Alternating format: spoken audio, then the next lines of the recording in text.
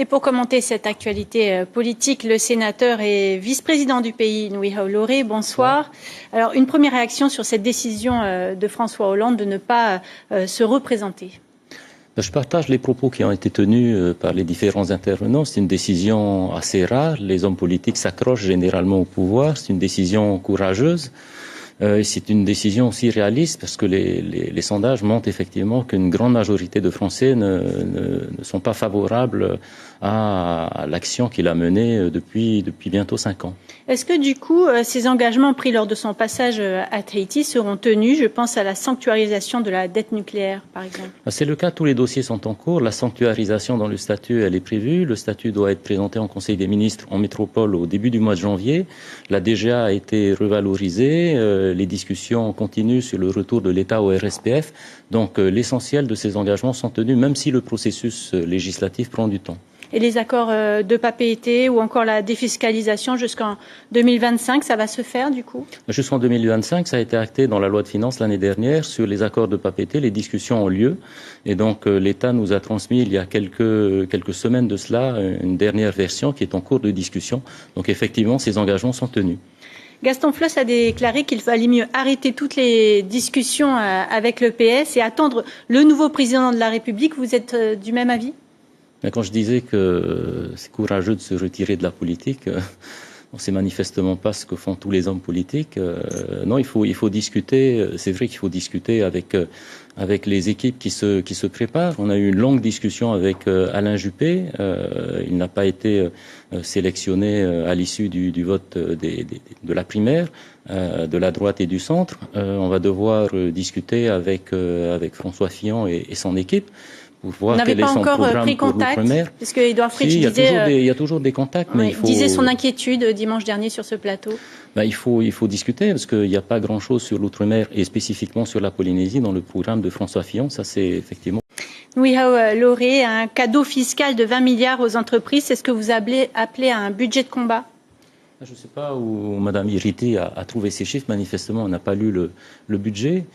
Ce qui est positif, c'est qu'une partie de l'opposition a effectivement qualifié ce budget de bon budget. C'est le cas, puisqu'on constate la reprise économique. Il y a davantage de recettes fiscales et non fiscales, ce qui permet d'alimenter le budget de l'économie avec des mesures de relance pour les entreprises, des mesures pour l'investissement. Il y a une pause fiscale tout de même jusqu'en 2020 pour un certain nombre d'entreprises. Une pause fiscale, effectivement. On a choisi de donner de la visibilité aux acteurs économiques en indiquant que sur les 5 prochaines années, les principaux impôts du pays n'allaient pas augmenter.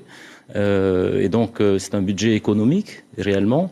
Et c'est un budget aussi qui prend en compte la situation des plus démunis, puisque nous augmentons quasiment toutes les dotations de solidarité. C'est ça la réalité de ce budget.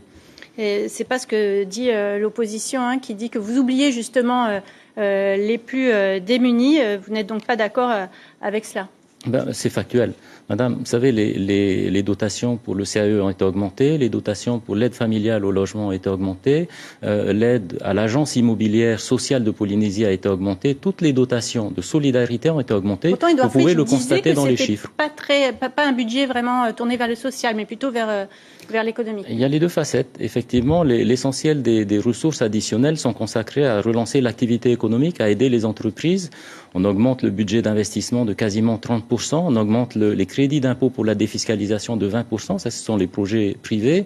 Le budget du tourisme est augmenté de 50%, parce que c'est le vecteur essentiel de notre développement économique. Donc c'est vrai qu'il y a une large part des ressources qui sont consacrées à l'économie. Mais en même temps, lorsque vous examinez détail par détail toutes les dotations de solidarité, elles augmentent effectivement. Paradoxalement, vous taxez la téléphonie mobile, les cigarettes ou les produits sucrés. Finalement, est-ce que c'est le consommateur qui va en pâtir? Il ne faut pas tout mélanger. La taxation sur les télécommunications, elle a été mise en place en 2002.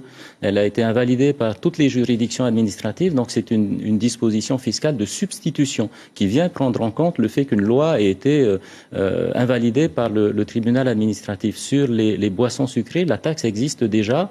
Et effectivement, le ministre de la Santé, dans le cadre d'une politique de santé publique, a souhaité qu'un certain nombre de taxes soient augmentées. Alors ce n'est pas encore le cas. Il y a une concertation qui doit être menée. Et sur la cigarette, quand on voit les dégâts que provoque le tabac, effectivement, nous avons proposé une augmentation. Mais cela ne rentre pas dans le budget du pays. toutes ces recettes additionnelles sont versées au budget du RSPF et de la solidarité. Donc ça n'affecte pas le budget. Des mesures fiscales importantes pour le budget là, qui doivent être votées ce soir ou elles sont en cours. Elles sont en cours actuellement. Dans le programme initial de 2013, une grande place était accordée aux grands travaux. Force est de constater que rien n'a été lancé en 2015 et 2016. On attend toujours l'émergence de grands projets. Vous devrez rendre des comptes en 2018. Alors, c'est ce que le président a indiqué dans son discours d'ouverture. Le choix qui a été fait par le gouvernement mis en place en septembre 2014 est justement de ne pas appuyer tout le développement économique de la Polynésie sur un ou deux grands chantiers. Je pense que c'est une mauvaise solution.